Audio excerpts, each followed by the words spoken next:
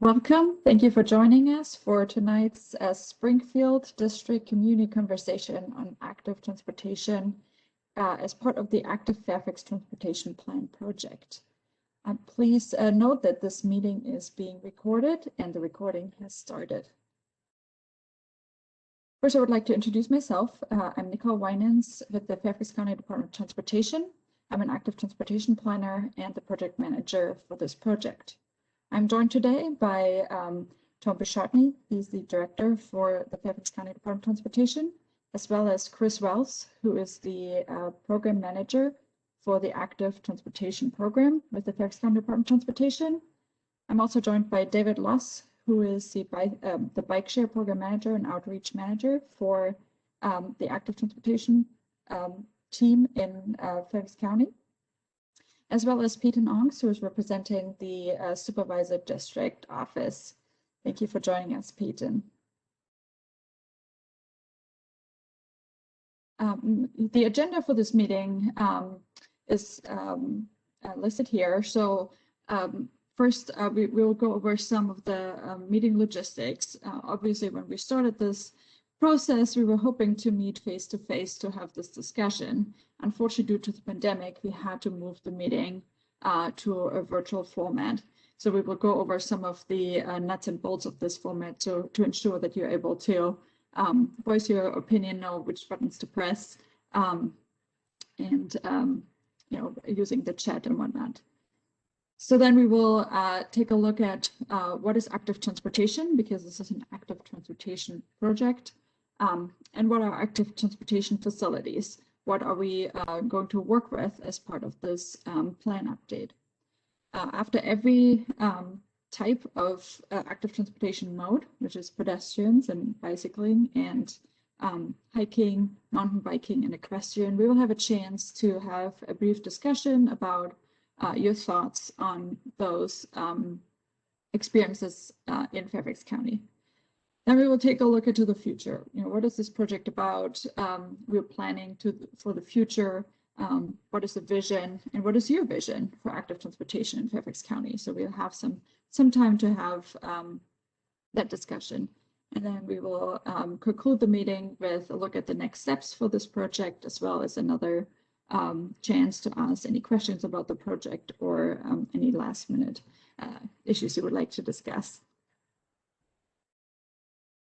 So yeah, the meeting logistics. As I mentioned, the meeting is recorded, and the recording will be available in a few days on the project website, which can be found at fairfaxcounty.gov/transportation/bike-walk/ActiveFairfax. If you would like to ask a question, please use the Webex Q&A feature, which you can find on the lower right. And you can type in your question anytime during the presentation, and then we will read it after the formal presentation and when we open it up for discussion. If you would like to answer a question we are asking, you can use the Webex Chat feature. And the chat feature will allow participants to see each other's responses. And you can also find that chat feature at the lower right of your screen. If you're calling in today, you can raise your hand to ask a question verbally or answer a question verbally by pressing *3 on your phone. You can also take a hand down, again, after you're done with your question, by pressing *3 again. So let's look at what is active transportation. As I mentioned, this is an active transportation plan. So it's important to define what we are planning for. So active transportation includes all forms of non-motorized, self-propelled travel for either recreational purposes or for transportation purposes. And that can include walking, riding a bike, riding a horse, hiking, running, or rolling, for example, in a wheelchair, on a scooter, or in a stroller. And there's an exception to the non-motorized self-propelled rule. So we do include electric micromobility vehicles in this definition, as they are actually sharing the active transportation facilities. So, for example, electric scooter users would be riding in a bike lane or on a sidewalk if there's no bike lane available.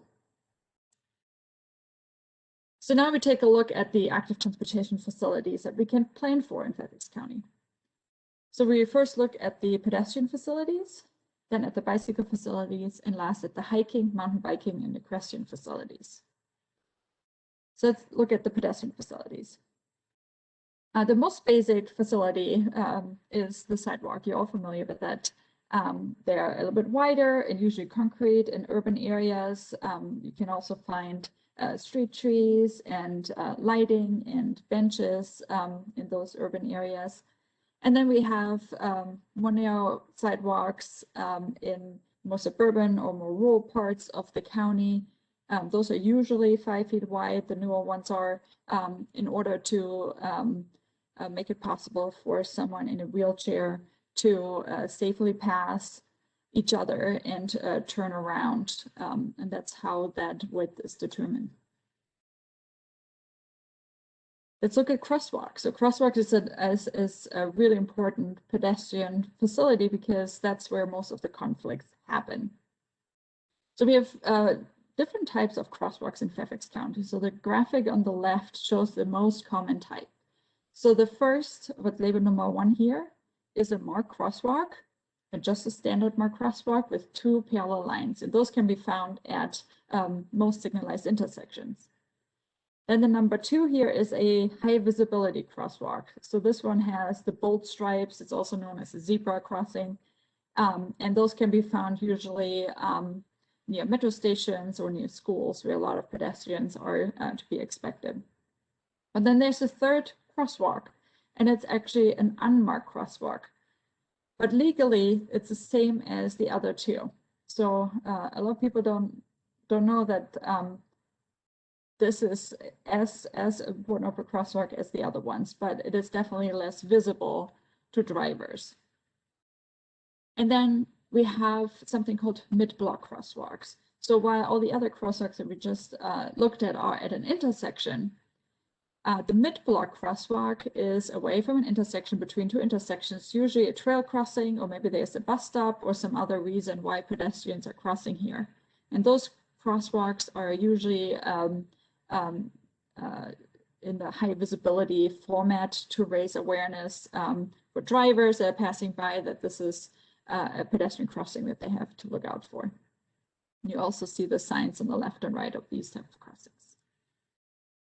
We can also enhance crosswalk with safety features. On the left here is an example of a pedestrian refuge island that allows a pedestrian to cross one direction of travel at a time. So that makes it safer and also more efficient because they can cross halfway and then the other when it's safe to do so. On the right here is a newer tool in our toolbox, which is called a rectangular rapid flashing beacon. So you can see the pedestrian signs, and there's a little light just under the pedestrian symbol. It's hard to see in the picture, but the pedestrian can push a button and then the light starts flashing. It's very bright, very visible, and it alerts drivers that a pedestrian is either waiting to cross or is already crossing, particularly at night. Or if a car is stopped, the cars behind this driver will know that why this car is stopped. And this is not to be confused with the signalized crosswalk. So just because the lights are flashing doesn't mean that the pedestrian have the right of way. So that's important to note. The pedestrian still has to wait for a safe gap in traffic before they can cross. And here are the signalized crosswalks. So those are very familiar to you. We have them all over the county. Pedestrians either activate the walk signal by pressing a button, or sometimes it switches automatically in the Western area, for example. And it provides the pedestrian with a protected crossing. The only conflict the pedestrian should expect is a right-turning car, but the right-turning car should yield to pedestrians in the crosswalk. On the right here is also a new tool to us that we can use. And this one is specifically designed for those mid-block crosswalks that are not at an intersection. So it's a signalized crossing, fully protected. The pedestrian can cross while the cars are stopped. And this is called a pedestrian hybrid beacon. And then, of course, we have grade separated crossings. So either a pedestrian bridge over a busy road or a train track or a river. And on the right, we see the pedestrian tunnels, which are quite common in the western area, but they also can be found or planned for in other parts of the county. They are particularly useful if there's a trail crossing and the topography is already lower at the bottom, so that trail users don't have to climb up a hill, cross, and then go back down. They can just go straight. So now we would like to hear your thoughts on being a pedestrian in Fairfax County, any questions that you have about the facilities we just showed you, or anything you would like to share about any concerns you have walking around in Fairfax County. And if you would like to participate, you can type your comment in the chat, or you can raise your hand by clicking the raise your hand button at the bottom right of your screen. Or if you're calling in, please press *3 to raise your hand, and then we can unmute you.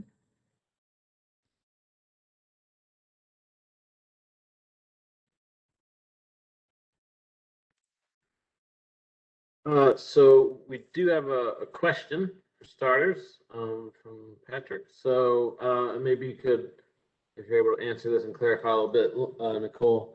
So you said pedestrians do not have right-of-way at crosswalks, but that contradicts law 46.2-924, drivers to stop for pedestrians, installation of certain signs, and penalty. Thank you for that question. So pedestrians by the law have to wait at the curb for a safe gap in traffic. Once a safe gap arrives and they can step into the crosswalk, then the cars that are arriving have to yield and stop for the pedestrians in the crosswalk. Maybe we have some busier intersections, wider streets where it can take quite a while to cross a road, and cars may arrive after the pedestrian has already entered the road. So that's very important to keep in mind because that differs from state to state. It's different in DC and different in Maryland. So this is the Virginia law.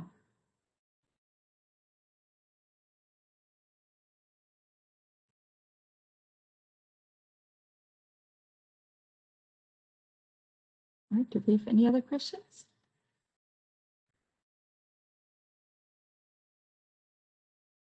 All right, then let's move on to the bicycle facilities. So the most basic bike facility is the shared street. So bicycle facilities can be on the street or off street. So the shared street is really its own space. It doesn't require anything specific, no specific markings, maybe a wayfinding sign, but it's really unmarked pavement. And the best shared street for cyclists is really one without many vehicles on it, with lower speeds, a quiet neighborhood road. Sometimes these can be cul-de-sacs that are connected with the trail at the end, so the cyclists can pass through, but the cars cannot. It's important to note that these roads ideally would not have the double yellow line in the middle, because cars tend to drive in the middle of the street, giving plenty of room on the left and right for active transportation users. The image on the right here is also shared street, but it's already slightly less comfortable. It's for more experienced riders that don't mind sharing the street and the lane with more cars. So the speed limit here is still pretty low, but cars are probably going a little bit faster here. And they will need to pass cyclists that are riding in the lane by crossing the double yellow line. And that's a fairly recent law in Virginia that makes it safer for cyclists to provide that extra distance between the driver, that they don't have to squeeze by trying not to cross a double yellow line. So the marking here is called a shared lane marking, or SHARO, and it shows alerts the driver that there are cyclists to be expected in the lane, and it alerts cyclists to where the safest place to be is within the lane. Then we have many bike lanes in Fairfax County, which provide cyclists with their own space. So it separates travel lanes from bicycle lanes, and they're usually 4 or 5 feet wide, have a bike symbol in it. They're with you're right in them with traffic, and they can either be on both sides of the road or just on one side, depending on how wide the road is, because many of these bike lanes are retrofits through repaving. So sometimes there's not enough space for both. On the right here is something called the buffered bike lane. It's the bike lane with the one stripe, but there's a second stripe next to it. And they can be at least 2 feet apart, up to 8 feet apart. And the wider this buffer is, the more comfortable is the bike lane, because it separates that the bicycle lane user from traffic. Then we also have facilities that are completely separated from traffic, not just by a white stripe, but by a curb, and sometimes some landscaping, or they can be in the forest, not anywhere near, in a park, not anywhere near traffic.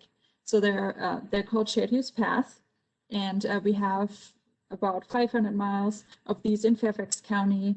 Some very popular ones like the WD or the Mount Vernon Trail, but many other ones that go through our beautiful parks and connect neighborhoods and activity centers and transit stops.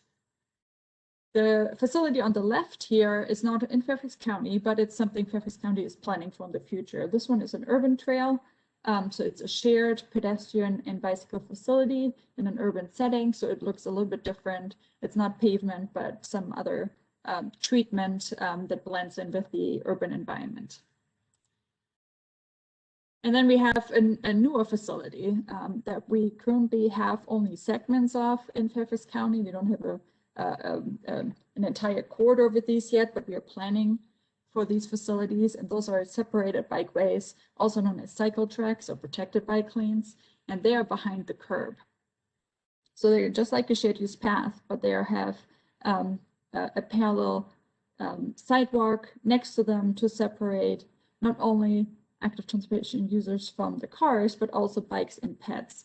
And that will allow pets to, walk along this road without constantly, being overtaken by cyclists, and cyclists can go a little bit faster on this because they have their own space, don't have to slow down to get around pedestrians. So these are mostly useful in urban areas where there's a lot of pedestrians on the using the corridor to have that separation and a good experience for both users. They can be either two-way, like the one image on the left here, either on one side of the street or both sides of the street. On Richmond Highway, for example, we're currently planning for this facility on both sides of the street because the road is so wide. But on a more narrow road, the one-way facility, just like a bike lane, makes sense. And you would find the bikes traveling with traffic behind the curb on one side and then the same on the other side.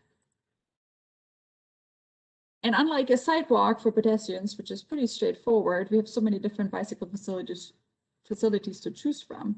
So how do we know which one to choose, and what are we striving for when it comes to bicycle planning? So this graphic shows the difference between two types of facilities. So on the left, we have either a shared lane or a bike lane on a busier street that is okay to use for some cyclists that are a little bit more experienced, a little bit braver, but there's a whole group of people that would bike, but they don't feel comfortable on this type of facility. So if you plan and build a more comfortable separated facility, it would still serve that cyclist that was comfortable on the original bike lane over here, but everyone else would also be able to ride a bike. So we call these type of facilities all ages and abilities, and you can see even the younger children being able to use this one. So this graphic kind of breaks down the population based on what type of bicycle user they are. So as you can see, the very experienced cyclists, about 4 to 7% of the population, they're okay riding in traffic for the most part, know how to do it safely, and sometimes they prefer riding in lanes even over riding in bike lanes. And then this group over here is a somewhat confident cyclist. So they are people that don't necessarily, you know, have, they're often in street clothes, they commute to work, they commute to school, run errands on bikes, and are fairly confident riding in good bike lanes, or also on trails, maybe not in high traffic or high speed environments. But then the biggest chunk of the population, interested but concerned, more than half the population, really only rides if it's safe to do so, if they feel safe and comfortable, don't want to share you know, the road with cars or be too close to cars. And that's why if we think about what type of bike facility we would like to provide, that we keep in mind that it's a facility that serves the big group of the interested but concerned also serves all the other cyclists. So this makes most sense from a usability standpoint. So now we can open it up for discussion again. So please share your thoughts or ask any questions that you would like about the facilities we have shown, or if you would like to share your experience riding a bike, scooter, or another small micromobility vehicle in Fairfax County. And please feel free to express concerns, speak openly. We're here to listen, so we know what to plan for in the future. So again, if you would like to speak, please raise your hand. If you're calling in, please press *3 to raise your hand, or you can also use the chat. So first we had a question from Peyton in the chat. Where do we have any separated bikeways planned? So thank you, Peyton, for the question. So we are currently having them planned on the Richmond Highway corridor, as I mentioned, but also in Reston and Herndon, so along Sunrise Valley Drive, as well as Town Center Parkway and New Dominion Parkway in Reston. But we're also looking at off-street facilities in potentially other areas that are that are undergoing a comprehensive plan update. But none of these are finalized yet.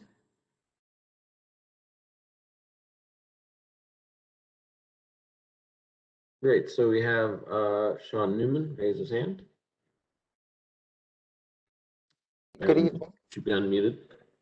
Thank you. Sean Newman. I am a Springfield resident and a representative of Fairfax Alliance for Better Bicycling. So I had a couple of questions relating to, trail usage, I guess. You mentioned the overcrowding of some of the trails, and one of the trails that comes to mind when I think of overcrowding through Springfield and other districts is the Cross County Trail, which is a major recreational and transportation thoroughfare. And I understand that that is a park property, but I'm wondering if there's any, what the goals, intentions, ability is to make that a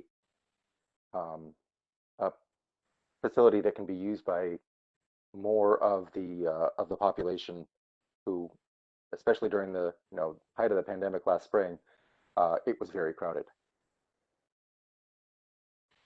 Great, thank you for sharing that. That's really helpful information for us to know. You're referring to the Springfield area in particular, or is there a certain segment that you're particularly concerned about?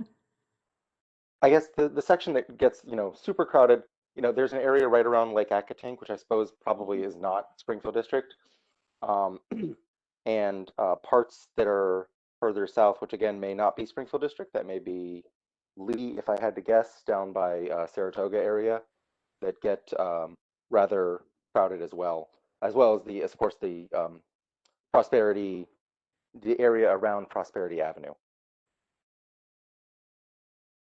Great, thank you. That's really, really helpful. We do work with the Park Authority on developing the active transportation network, aka the trails through their parks to a certain extent. So the main thoroughfares, which the CCT would be one of them, we would coordinate closely with parks on how to best design the trail in the future. And what you're referring to sounds like it's the width of the trail, maybe too narrow, to support the capacity. There are also other ways of addressing the issue. For example, the WD is so overcrowded, even though it's a pretty good width. There's an issue with the speed differential between really fast cyclists and lower speed cyclists and pedestrians and families trying to enjoy the trail. And sometimes makes sense to actually have a dual trail, two next to each other in those areas where there's really a lot of conflict between users. So have one fast facility and one slow facility. Can I bring up one other thing? Sure. And this is actually going back to more pedestrian related, I guess. So one of the big discussions in my neighborhood and in the neighboring neighborhoods has frequently been, crossing some of our streets. We have streets that are where the speed limit is 25 miles an hour, but where people regularly go significantly faster than that because the design is wide and makes people feel like they can go very fast. And so there are, mid-block crossings that should be both legal and safe, and are not really safe because, people just go too fast through them, especially in areas.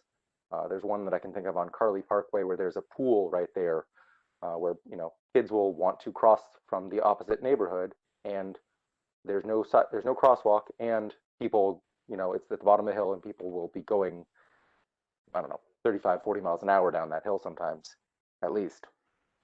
So I'm wondering if there's any way to address some of the, human, the pedestrian and vehicle interaction moving forward.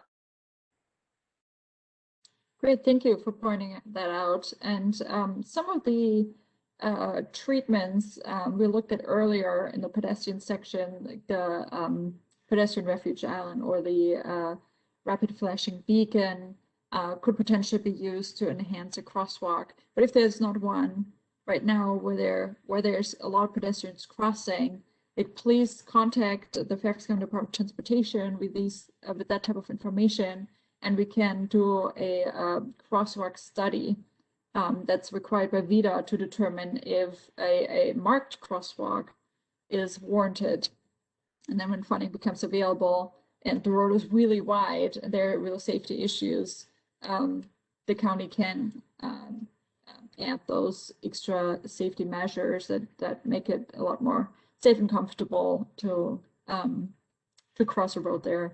If the road is excessively wide and it's up for repaving by VDOT, the county and VDOT do coordinate to potentially add bike lanes, to narrow down the travel lanes, reduce speeds, but also have that conflict area reduced between where the cars travel and where pedestrians are crossing. If the lane is really wide, the car could be anywhere, so it's a pretty big exposure for pedestrians that are crossing.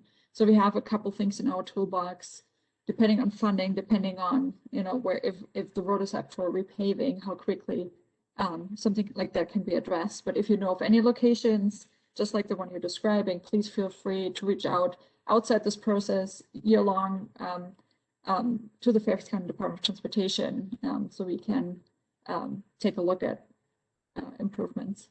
Thank you. So to follow up on that, looks like Peyton put an item in the chat in case everyone's not able to see the chat. I've been trying to turn it on, but apparently it's not working quite right. But anyway, the West Springfield Civic Association / Charlestown / Cardinal Forest has recently expressed interest in reopening the traffic calming project on Carly Parkway. The area by the pool has no good area for crossing, even though it's needed. VDOT removed the old one as it failed to meet ADA standards. So yeah, there was a crosswalk that was removed because it didn't meet ADA standards. There were no curb ramps, I assume. It went through a concrete median and it ended in the driveway apron of the pool. So that was the issue there.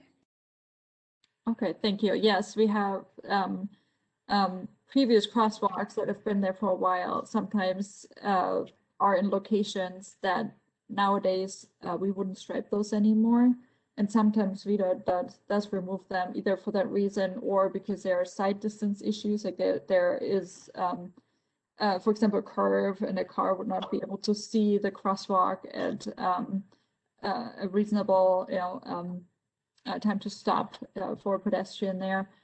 So we would need to look at the exact circumstances and if there is a potentially better location. So again, thank you for pointing that out, and we can take it back and take a look at a potential alternative. Great. So next we have a couple comments in the Q&A. Patrick, so one just sort of a note. Patrick says, I'm a confident cyclist, but have had cars come up behind me, land on their horns. It's the drivers that make it unsafe, not the skill of the cyclist. Thank you for sharing. Yeah, and similar. And question 2, can we look to have more connections to the inter-county connector? It'd be great to not have to drive to a bike path. Oops, sorry. Yes, thank you. We can do that. And please go to the online maps that are available as part of this process, and I will share the link closer to the end of the presentation, if you haven't done so, to actually draw those connections in that you would like to see, so that we have that opportunity to get it just right. Your local knowledge is really essential as part of this process. If you know a good place for a potential connection, we can draw it on the map, and then we can evaluate if we can include it as part of the formal plan network.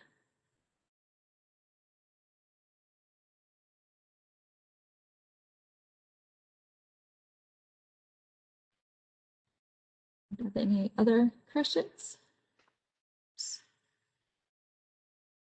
All right, if not, we can move on to hiking, mountain biking, equestrian facilities. So just like the paved trails, many of the natural surface trails also go through our many beautiful parks.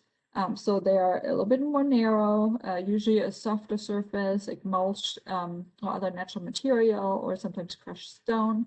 And they're extremely popular among hikers and mountain bikers, and they have a big constituency in Fairfax County, and really we have many miles of these facilities, and they're real treasures. Many are being discovered as part of the pandemic, folks trying to get out and explore near the neighborhood or a little bit further to see what's out there. So these have really been a renaissance, and it's a great way to connect to nature. So in our outreach that we have done so far, we actually heard from our community that connecting to nature and reaching a trail is one of the top reasons that people do participate in an active transportation mode. So it's something we treasure and we include in this planning effort. So, and it's in line with the Trails Plan that has planned for these type of facilities since the 1970s. Many of these are mostly recreational in nature, but they can also be a transportation function.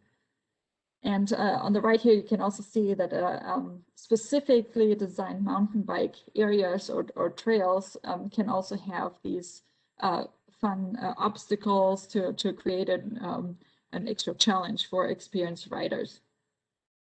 So if you would like to share any thoughts on these type of natural surface facilities, please raise your hand or place your comment in the chat.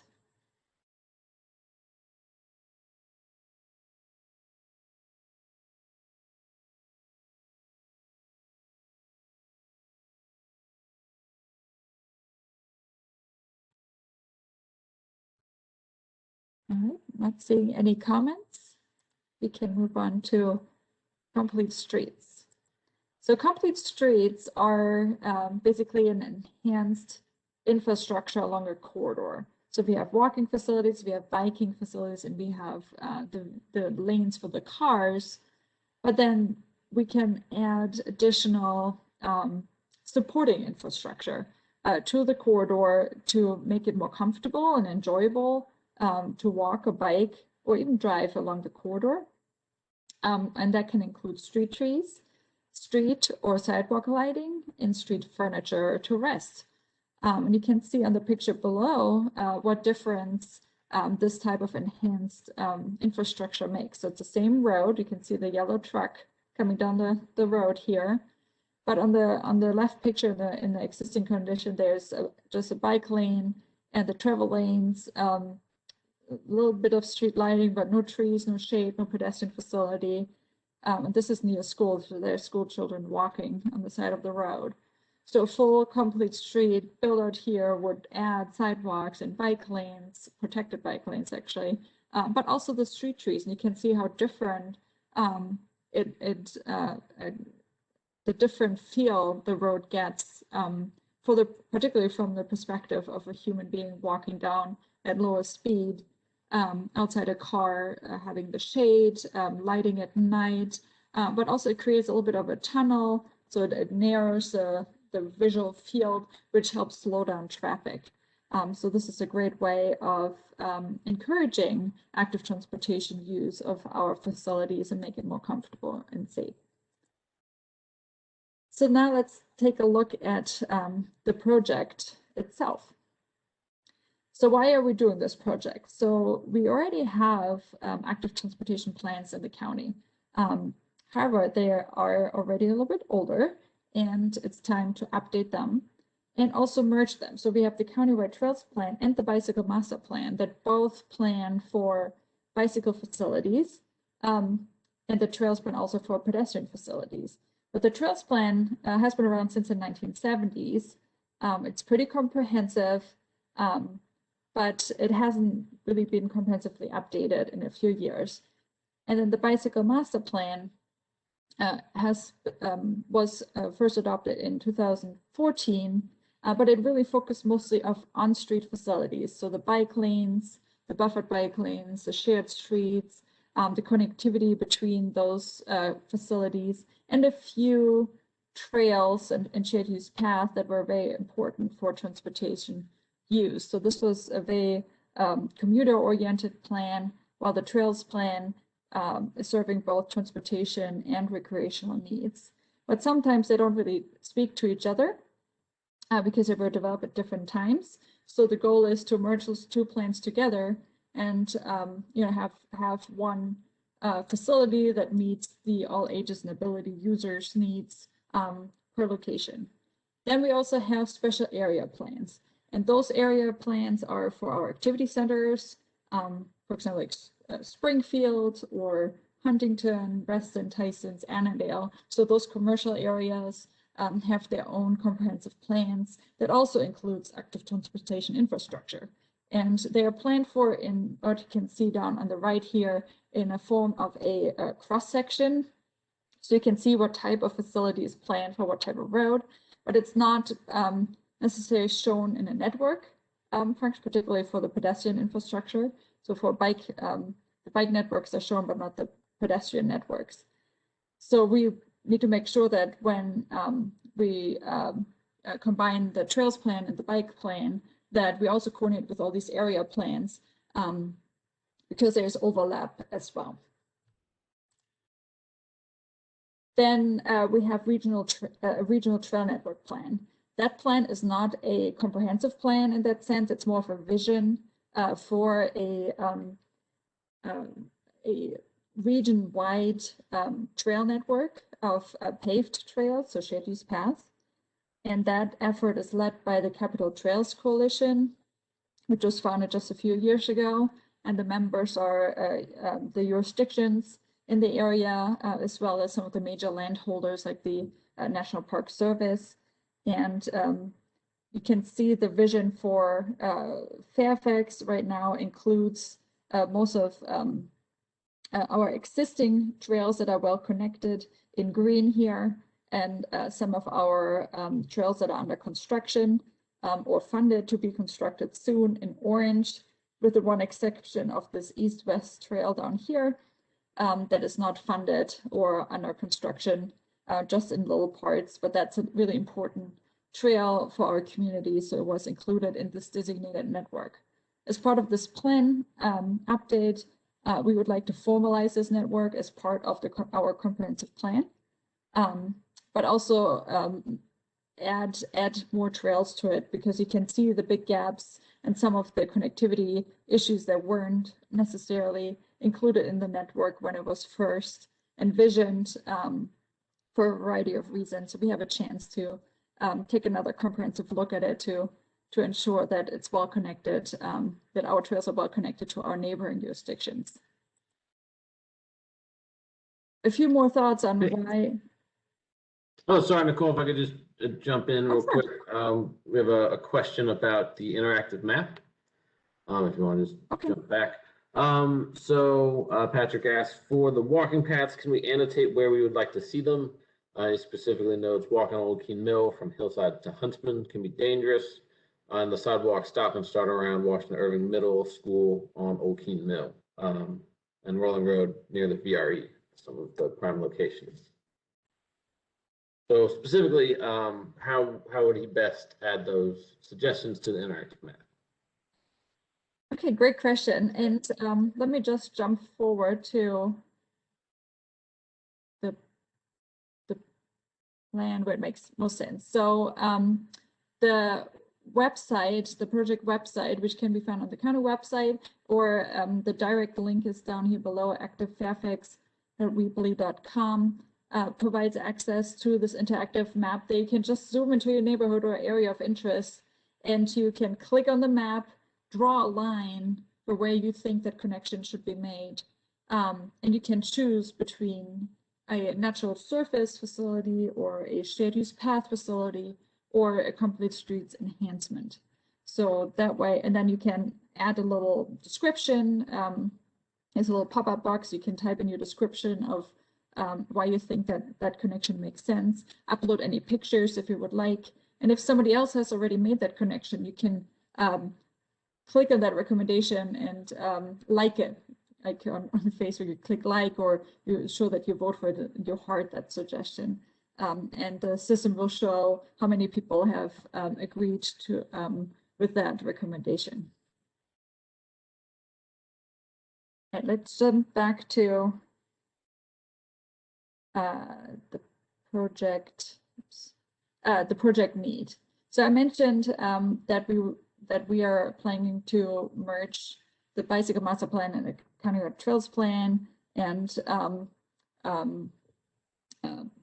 address the inconsistencies between those plans, but also the area plans.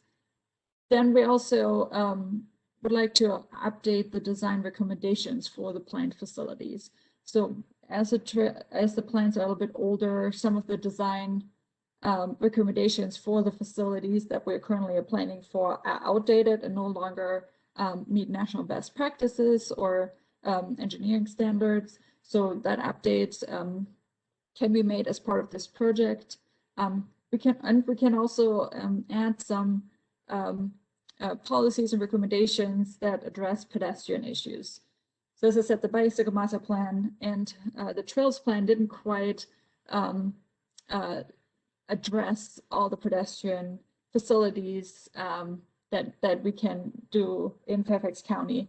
So providing some design recommendations on crosswalks, design, location, safety issues, that's a great opportunity to put this into, include it into our comprehensive plan through this process. And then just focusing on safety in general is a big part of the phase one of this plan. So we're currently developing a systematic safety program plan, which specifically looks at how we can make our roads safer for all road users. If you're familiar with Vision Zero, which is pretty much the same approach, just the different name. It's instead of reacting to all these fatalities that we have, unfortunately, in the county and crashes, that we look at our way of, designing roads to provide recommendations on, how can these crashes be prevented in the future, and provide a work plan for the county on how to address these type of safety issues moving forward. So as I mentioned, we are in phase 1. So here we can see the project schedule. We started in July 2020, so we're at the end of phase 1, which will conclude in July 2021. And what we did over the past year was basically to do a lot of groundwork, look at the existing conditions, analyze demographics, crashes, volumes of pedestrians and cyclists in the county, where are the short car trips. We looked at our local and state policies and plans to see where active transportation recommendations or policies may need to be updated in the future to be in line with best practices. And that will culminate in a vision, goals, and objective statement that will be the groundwork or the baseline for phase 2, where we will launch into the development of the actual recommendations, both for the network, but also for the active transportation program that the county has, provide some implementation guidance and a methodology to a recommended methodology to prioritize funding in the future. And as I mentioned, we will have the strategic safety program plan as well as a result of phase 1.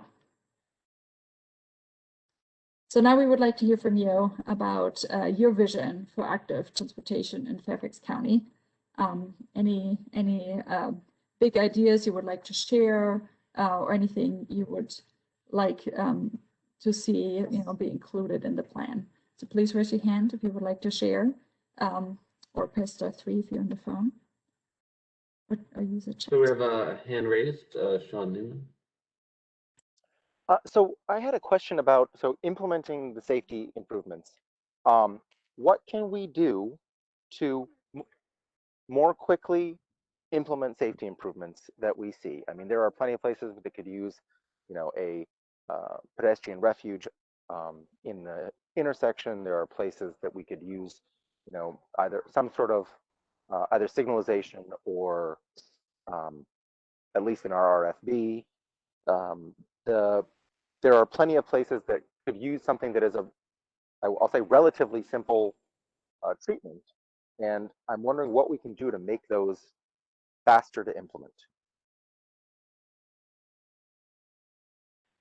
Thank you, Sean. That's a great question.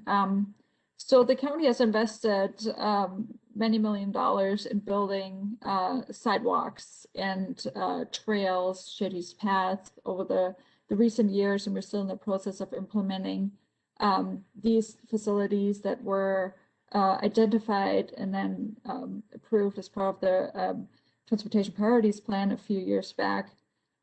However, we don't have a dedicated funding source for these small safety improvements, which is necessary in order to have those implemented. So we have a long list of locations where we know we would like to implement a certain treatment. We do need to have the funding in place in order to turn those around quickly. Yeah, and Nicole, this is Chris Wells. Sean, let me just add, it really does boil down to funding. Funding is sort of a two-sided story in Fairfax. The good news is the board has allocated $536 million over 20 plus years to pedestrian, bicycle, and bus stop projects, which is more than any place else in the region. But the bad news is there's no funding currently available right now. All of our transportation funding is encumbered through at least FY26. And the other complication is most of our funding sources are not eligible to be used for safety projects. Our two major sources of transportation funding, the CNI tax revenue is for capacity improvements, and the Virginia funding, 2313, I think is what we call it, is for congestion relief. So if it's a strict safety improvement, such as adding a rapid flash beacon or something to an existing crosswalk, that's not a capacity improvement. I mean, if we're adding a crosswalk somewhere, then we could make the case that that's a capacity improvement. So that complicates things further. So really, the only source of funding that is available for safety projects is county money that doesn't have such specific requirements, such as the transportation bond funding. So at the moment, you know, we certainly get rectangular rapid flash beacon requests, if not every week, every month. And all we've been able to tap to date is some special VDOT federal safety funding, and we were able to, you know, install those devices at about a dozen intersections. And as part of some other of our capital projects, as part of larger capital projects, we can include them in a larger capital project. So we do try and design our larger capital projects with these type of safety features, but the bottom line is that there is a lot of good ideas out there, good ideas for projects, such as Patrick's suggestions for missing links and safety improvements. And at the moment, we're still limited by the amount of funding that we have available. Hey, Nicole, can I just add to that? Sure, So, Tom.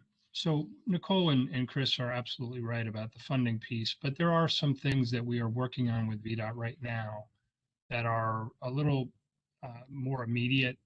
So particularly in the Richmond Highway corridor, we've been able to work with them, and they are implementing several improvements that aren't huge dollar amounts, but they do include putting in high visibility crosswalks, additional signage, putting in leading pedestrian intervals, things like that, that they can do relatively low cost.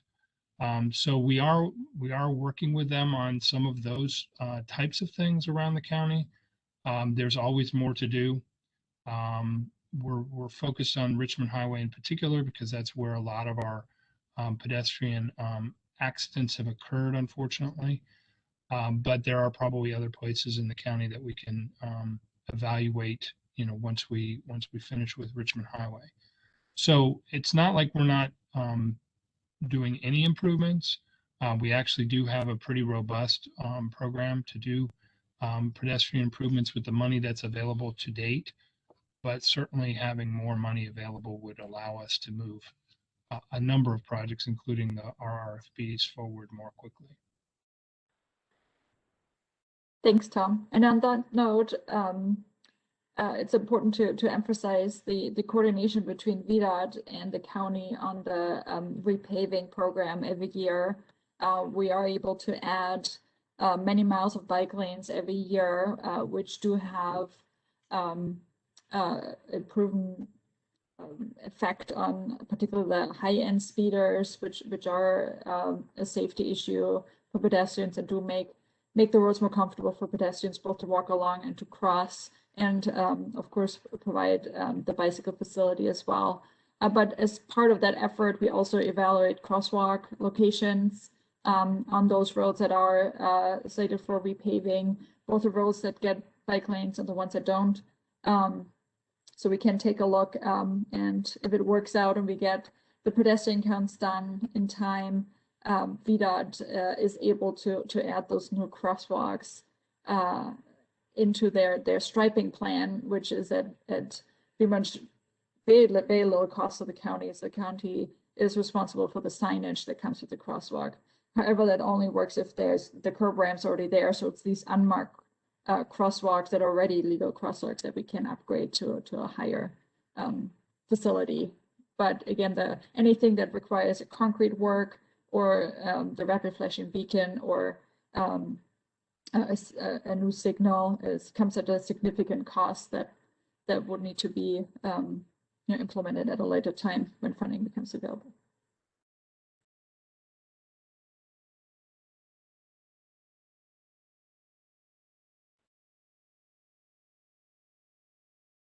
If you have a question in the Q&A, David? Or is it from earlier? Yes. So I think we were talking about this a little bit, but just to bring it up another way. So Sean asks, how can we make it quicker and easier to implement safety improvements as detailed in the Trail, Sidewalks, and Bikeways committee's letter to the Board of Supervisors? And there's a link in there. I won't read it because it's a long link. But yeah. Thank you for sharing that link, Sean, so that everyone can access that letter. See if I can put it in the, no, I can't even copy and paste it, unfortunately. Oh, you can't. Okay, that's true. You No. can see it. But if you answer the question verbally, it will pop up, right? Oh wait, I was able to copy it. So I can put it into the chat. Would that be helpful? Or if you make the question we go. visible by clicking on the question has been answered verbally, it should show up in the. Oh, okay, gotcha. Yeah, there you go. Great. I'll also put it in the chat as well. Okay, great.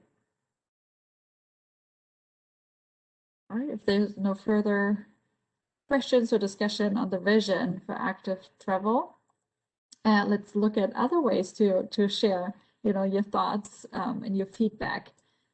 So we have talked a little bit about the maps, but I definitely want to highlight the community survey that's open right now on the website. It's a really great way of sharing your current travel habits, share your preferences for active transportation facilities. There is a question about funding, how you would prioritize it, these different type of improvements the county can make, as well as a lot of pictures that show different type of facilities that allow you to tell us if you're comfortable using them or not. So please take the time to go to the website and complete the survey if you haven't already. It takes on average about 14 minutes and it's available in 8 different languages. The survey will be open until May 15th, so there's a little bit more time. We actually have 2 maps. So we talked already about the map where you can draw in the trails that you would like to see in the future. But we also have a map that allows you to identify barriers to active transportation that are there on the ground right now. And this is a really great map that we can use for many other efforts that the county is undertaking, not just the active transportation planning, but it's basically a map that crowdsources all sorts of issues like missing sidewalk or a missing curb ramp, access to a bus stop that could be improved, access to a trail that's not quite there. So it's again, you can zoom into the map, drop the point exactly where the issue is. There's a satellite image you can see and zoom into, and then you can leave your comment, add a picture if you would like, and all of this data will go into the county's GIS database where we can analyze it and use it for the future for improvement ideas when funding becomes available as well. And then we talked about the map that allows you to draw on the trails. I just want to quickly mention that it shows the current bicycle master plan routes as well as the current countywide trails plan routes together, overlaid to each other, so you can see how they relate to each other, but also where gaps are. So there are definitely gaps in the network, even though both the bike plan and the trails plan were very comprehensive.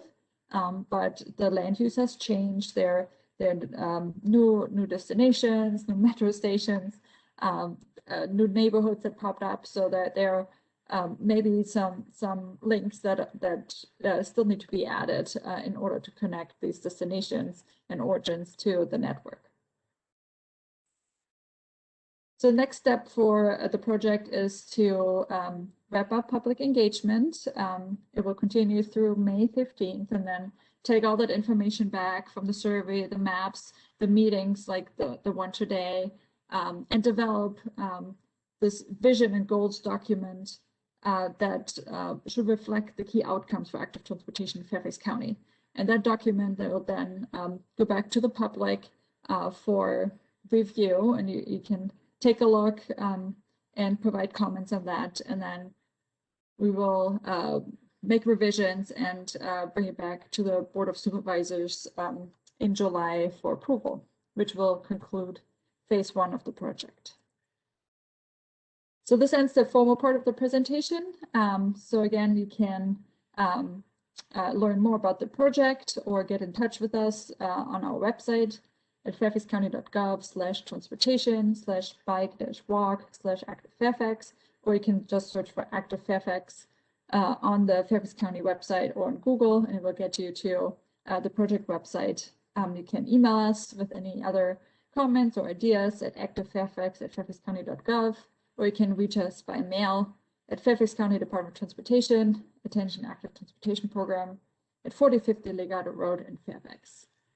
So now we will open it up one last time for any questions or comments that you have before we adjourn for today.